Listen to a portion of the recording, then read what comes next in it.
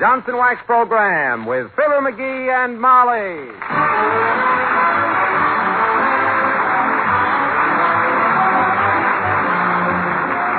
The makers of Johnson's Wax products for home and industry present Fibber McGee and Molly with Bill Thompson, Gail Gordon, Arthur Q. Bryan, and me, Harlow Wilcox.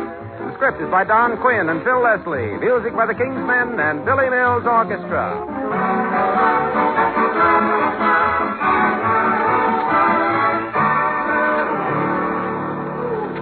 How would you like to live in a world where kitchen floors were always clean and sparkling and never had to be washed or cleaned? Well, I'm afraid I can't promise you anything quite as nice as that, but I can come mighty close to it. Just protect your linoleum and other floors with Johnson's self-polishing glow coat. First off, you'll notice how very brightly your linoleum shines, how fresh and gay its colors are. Then you'll find that with regular glow coat care, you can keep up this bright wax-polished beauty with practically no work at all. When you spill something or when muddy feet track in dirt, you simply wipe the floor with a damp cloth, and right away it's clean again. What happens is the Johnson's Glow Coat forms a tough wax coating, which keeps dirt away from the surface of the floor. Of course, there's no rubbing or buffing with Glow Coat. In 20 minutes, it's ready to walk on. And oh, that shine. Believe me, it's really bright. Try it, won't you? Johnson's self-polishing Glow Coat.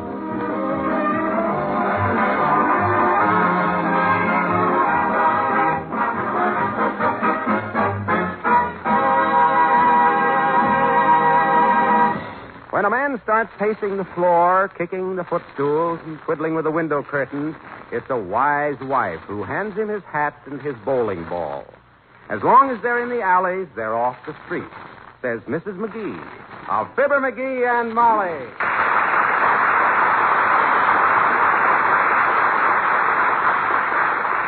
Go on, McGee, go and bowl. You're making me nervous pacing up and down like that. No bowling tonight, kiddo. Bowling alley's all tied up with a tournament. Well, then go down to the Elks Club and play cribbage like you did last week. Only this time be sure there's no poker chips in the cuff of your trousers when you get home. The Elks Club is being redecorated. Well, for goodness sakes, do something. Read something. Take a walk. Play solitary. I can't play solitary. Every time I start, I interrupt myself to do card tricks. And I know how all of them are done, and it just bores me. Oh, dear. Well, look, sweetheart, you're in a difficult mood tonight. What do you want to do, go to a movie? As long as you're in such a lather, why don't we go see The Razor's Edge? That's the princess and the popcorn is better to be here. Furthermore, I don't see... Doggone it, listen to that doorbell. Visitors, visitors, visitors.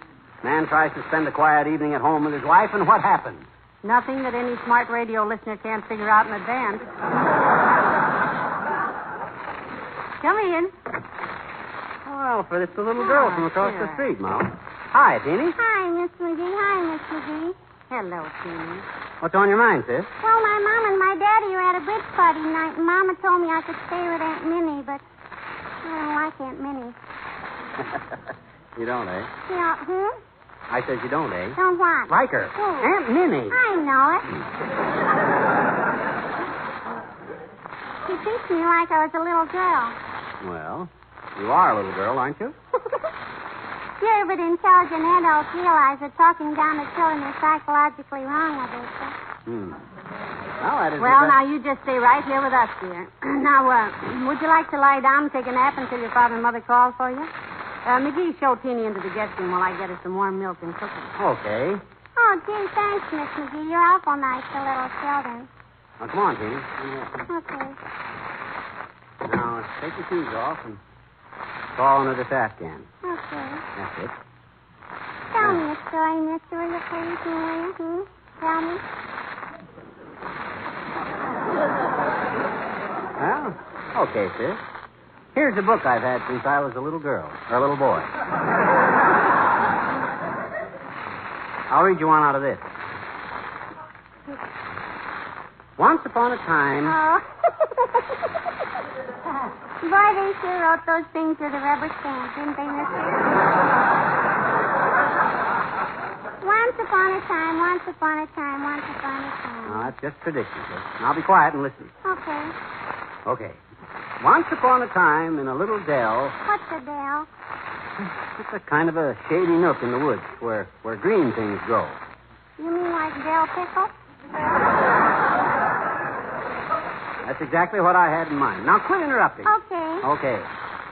Now, once upon a time, in a little dell by an old smithy... Pardon me for interrupting again, mister, but what's a smithy? A smithy is a blacksmith shop, sis, where they put shoes on horses. Oh. What's the matter? Shoes on horses. Huh? Oh. Come on, mister. Let's quit kidding around and have a story. Okay. Once upon a time, in a little dell by a smithy, there lived a big white hare. Hare, yes, that means a rabbit. Oh. One day, this hare was walking along the turnpike. What's a turnpike? That's a road, sis. Oh. As the little hare walked down the turnpike past a chemist shop, A what, mister? a drugstore, Oh. he was walking down the turnpike past the chemist shop when all of a sudden he saw a sixpence lying in the road. So he... What's a sixpence, mister? And what is that? The sixpence is money. Oh. And just as he picked up the sixpence, a troll stuck his head over a turnstile. What's and... a troll and what's a turnstile? A troll is a turnstile is... Oh, for the love... Why don't somebody write some fairy stories in English? Trolls, hares, turnpike, sixpence. How can any American kid ever... Hey, Teeny. Hey, Teeny. Teeny. Oh, my gosh, I put her to sleep.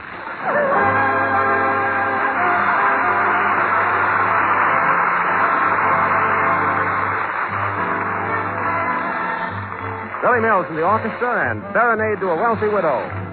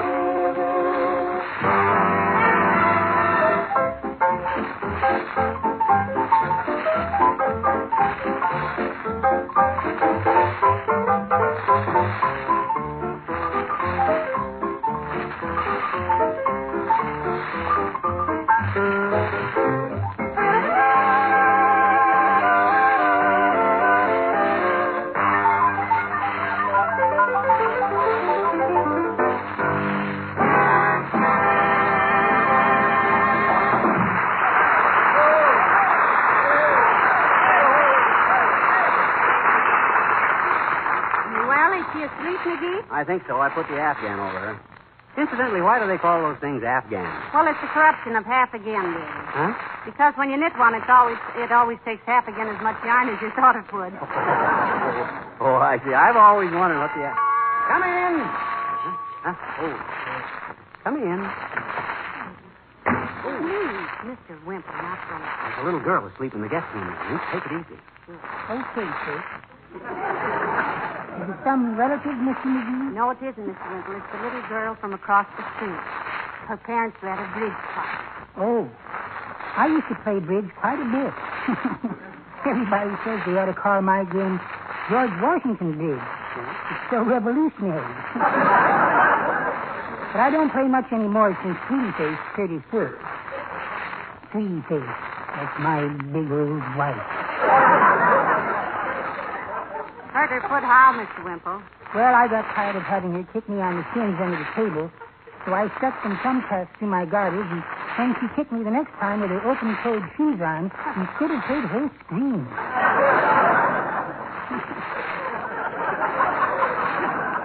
Me, it was prettier than the moonlight sonata. I'll bet you answered for that little monk-a-hunky business, Wimp. Oh, I really did, Mr. McGee. She took me out on the balcony and said, "Did you do that on purpose, Wallace?" And I said, "Yes, dear, but I'm sorry." And she said, "Oh, that's all right, dear," and took me in her arms. Oh, wasn't that sweet of her? No. Hey? No. She took me in her arms, walked over to the edge of the balcony, and dropped me off.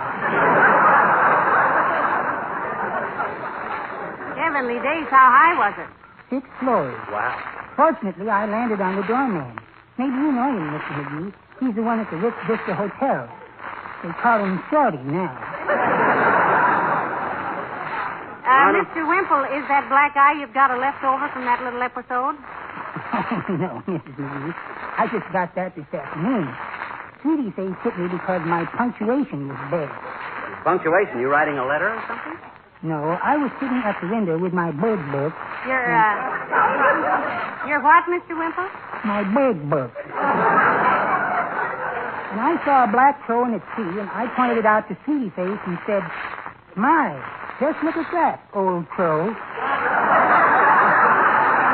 Well, I guess I better be going. Good night, folks.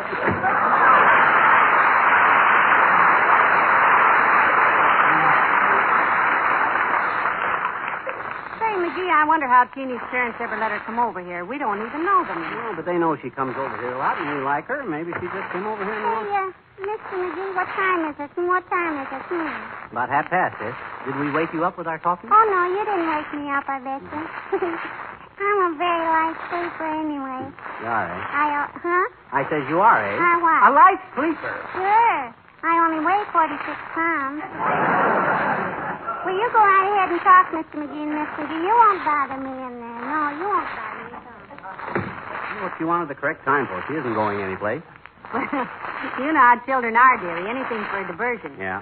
At that age, they consider sleep a dreadful waste of time. Oh, not me. I love sleep. You know how long it took me to get to sleep last night? About 4 hours. Oh, nonsense. Huh?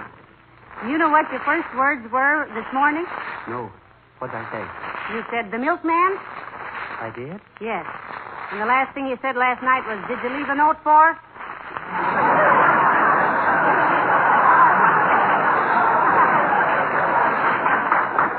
You slept 8.5 hours in the middle of that sentence.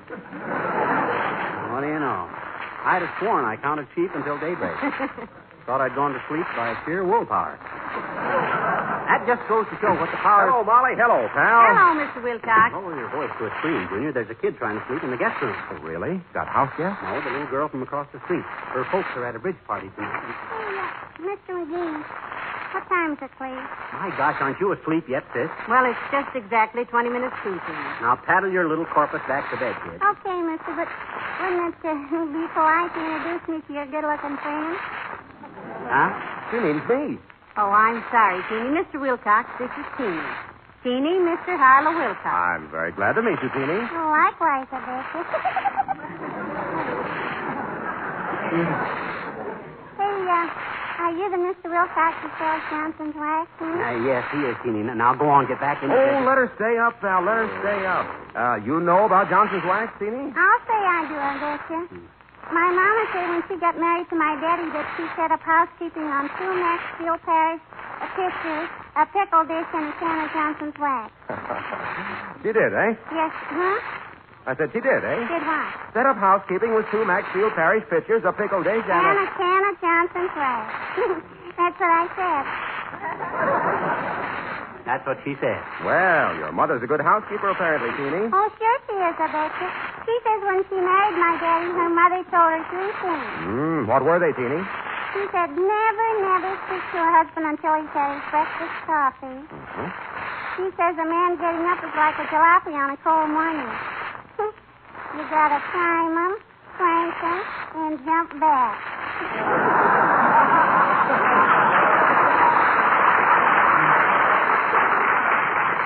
Ah, wise woman, your grandmother. Sure.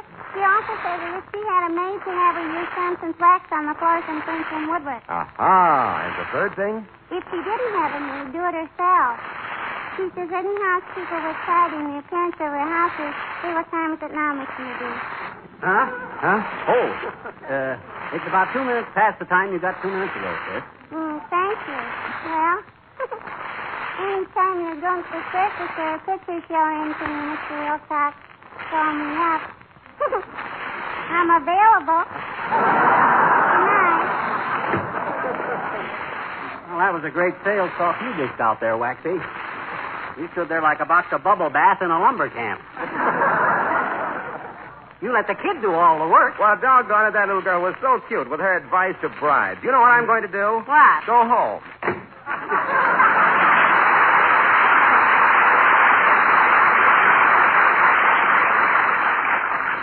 Might as well go home. His week's work is done. Hey, why don't that kid take a nap? My gosh, she's as sleepless as a lower berth over a flat wheel. Oh, she'll go to sleep. Children her age drop off very easily. Come in. They didn't hear you. Come in.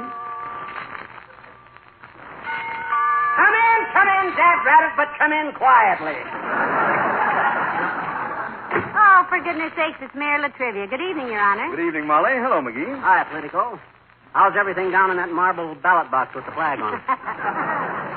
If you are referring to the City Hall, my friend, everything's going very well, thank you. The city is in the best shape fiscally that it has been in for many years. Well, isn't that wonderful? Great stuff, Lafid, as far as it goes. But you can't throw dust in my eyes with that technical stuff. The real issue is, how is the city stacking up financially?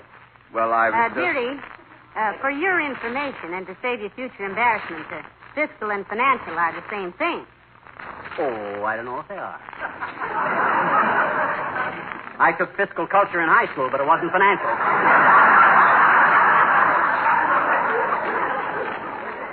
As a matter of fact, after I paid for my sweatshirts and basketball shoes... Pardon me, McGee. Huh? That was physical culture, not fiscal. F-I-S-C-A-L. Fiscal refers to things monetary. Just the same, buying basketball shoes at $6.55 was... Well, why did you wait till so late to buy them?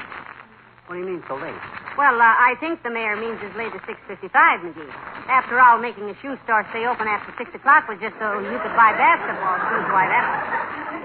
But I didn't keep any store open. I just said Do you think they stay open till 6:55 just because they like to sit on those little stools?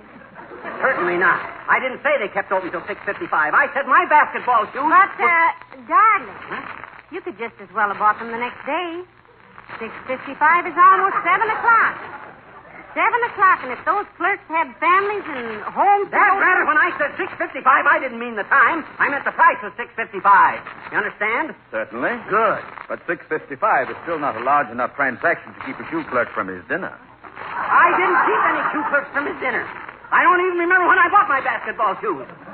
The time doesn't mean 6:55, that was the price. I might even have bought them in the morning.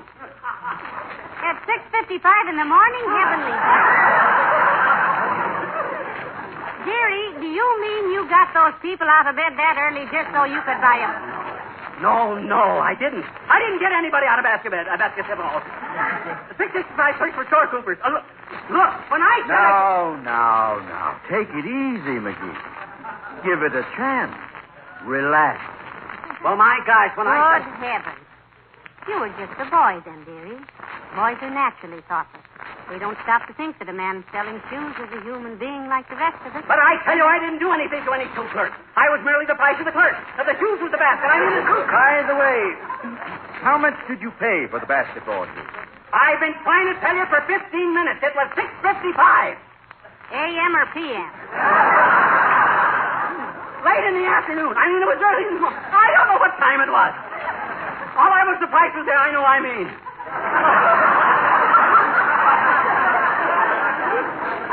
I mean, all I can remember, I forget. I mean, the basketballs, the clerk shooters. I mean, the... You said that there wasn't any hard dispute about that.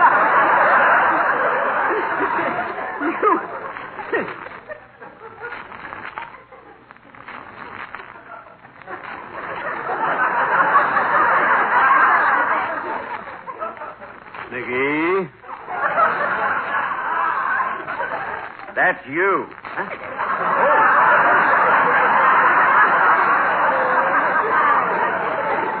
Oh, yeah. Trivia? Yes? I'll never forgive you for this. Making me yell at my wife like that. Oh, that's all right, dear. It gave you a nice, healthy color. Yes, McGee. A little physical exertion like that is quite beneficial. What's so fiscal about my exertion? It didn't cost me a nickel to exert my fiscal. I didn't say... Not fiscal, dearie. Huh? He said physical. Oh. You see, fiscal refers to a... Oh, are you leaving, Mr. Mayor? Yes. Yes, this is where I came in. Good day.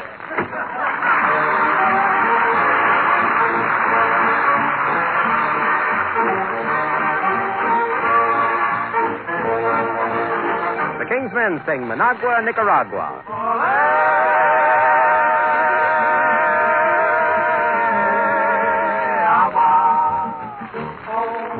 Managua, Nicaragua is a beautiful town. You buy a hossy and afford a few pesos down. You give it to the lady that you're trying to win. But her old man doesn't let you come in. Managua, Nicaragua is a heavenly place. You ask the senorita for a reason to place. She answers you, caramba, caramba, bambarito. In Managua, Nicaragua, that shall mean no. I have been to many tropic ports. Olé! I might include even Brooklyn. Oleo!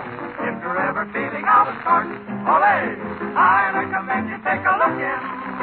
At least you ought to see a little beach. At Managua, Nicaragua, for a visit you stop.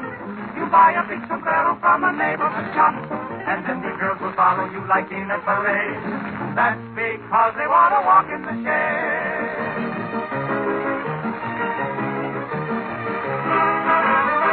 In Managua, Nicaragua, it's delightful in spring. You meet the senorita and you buy her a ring. But when you ask to marry her, then you are denied. She would rather be a handsome bullfighter's bride. You feast upon the enchilada all the day long, provided that your stomach is especially strong. So take a trip and on a ship for sailing away across the agua to see Managua. Across the agua to Managua, Nicaragua. Olé!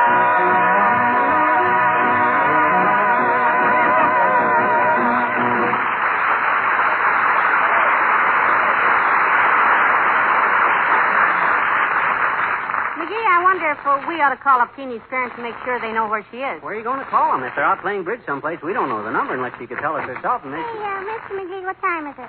What? Again? It's about 3 minutes to the hour, Teeny. Why do you ask, Teeny? Well, there's a little portable radio in the guest room, and I wondered if you'd let me turn it on. Would you? Would you mind? Would you? Oh, I don't know why not, Teeny. Well, if it'll help you go to sleep, dear, go right ahead. Just find some nice soft music and tune it down low. Yeah. Want me to tell you another story, sis? No, mister. I'll just listen to the little portable radio. Thank you, anyway. Portable radio, isn't that cute? Natural mistake. Squeals like a pig. And... It's a hog with a light bill. I never saw a radio set to... Come in. Oh, it's Dr. Gamble. Come in, Doctor. Thank you, Molly. Hello, beanbag. Hi, second guesser. Made any grave mistakes today?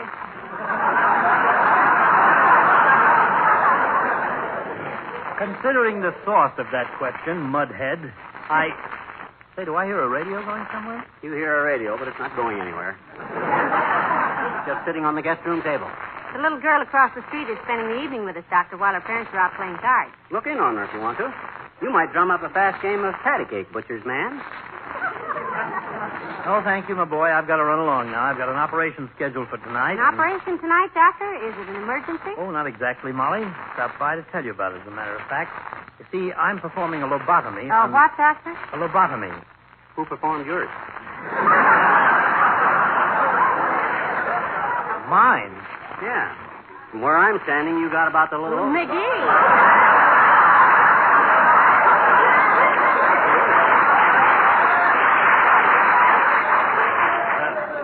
Mrs. McGee, if I ever have your little marital mistake there open for any reason, my dear, remind me to remove most of that gall, of which he has enough for a poke in the nose. I was about to say that I'm demonstrating a new technique for chest surgery tonight, and they're going to take movies of me operating. No kidding, Doc. Oh, that's wonderful, Doctor. Just imagine, McGee, Dr. Gamble in pictures. Yeah. Wouldn't it be wonderful if you won the Anatomy Award? oh, boy, will he be hard to get along with now, Molly. Can't you just see him mugging at the camera? What are they going to call the picture, Doc? Ham Slices Man? No, but seriously, my boy, I wish you'd drop over later on. You can help me. I can? Oh, I'd love to, Doc. Yes, if the applause is as big as I think it'll be, I'd like to use you for an encore. Oh. Good night.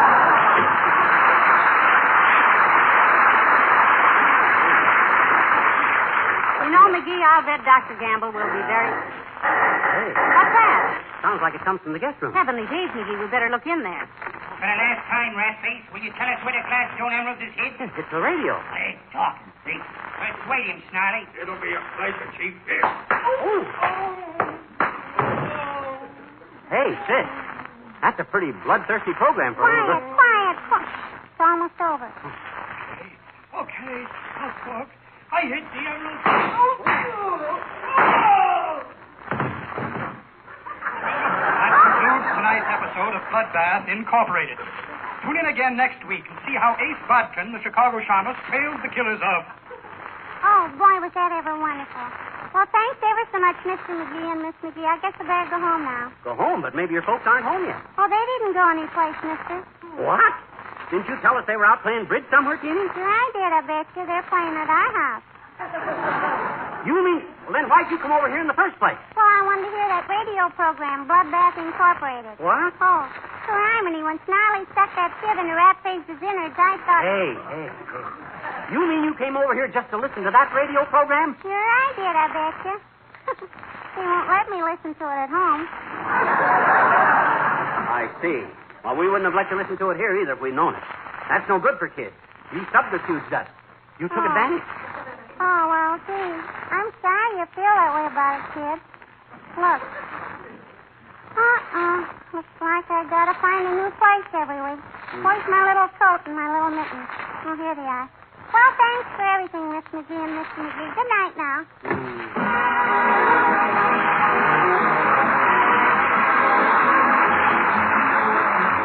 Have you any of the new blonde or other light-colored furniture? It's certainly attractive, but fingerprints and dirt do tend to show up on it, don't they?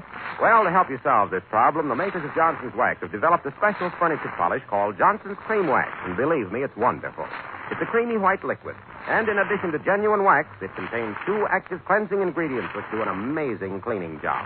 Just apply a little Johnson's Cream Wax to any of your light-colored furniture, all your furniture for that matter, and notice how quickly and easily dirt and fingerprints disappear. Then, with just a light polishing, see how cream wax gives a smooth, satiny wax luster that's really beautiful. And it's dry, not oily, so dust and dirt won't stick to it. Of course, this makes your housework much easier. Try Johnson's Cream Wax on your light woodwork and white kitchen equipment, too. You'll like it.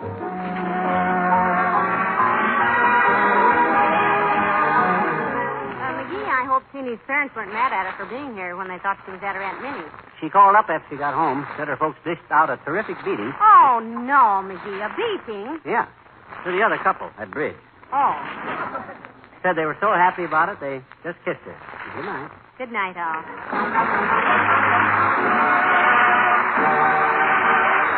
This is Harlow Wilcox, speaking for the makers of Johnson's Wax products for home and industry, inviting you to be with us again next Tuesday night. Good night. NBC, the National Broadcasting Company.